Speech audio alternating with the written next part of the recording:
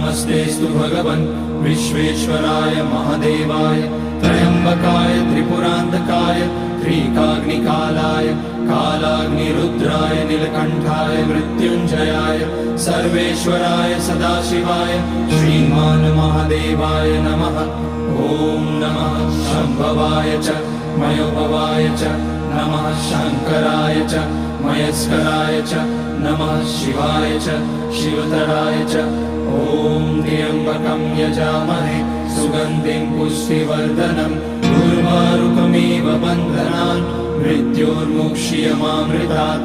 नागेन्द्रहाराय त्रिलोचनाय भस्माकराय महेश्वराय नित्याय शुद्धाय दिगम्बराय तस्मै नकाराय नमः शिवाय। मन्दाकिनी सलिलचन्दन चर्चिताय नन्दीश्वर प्रमथनाथ महेश्वराय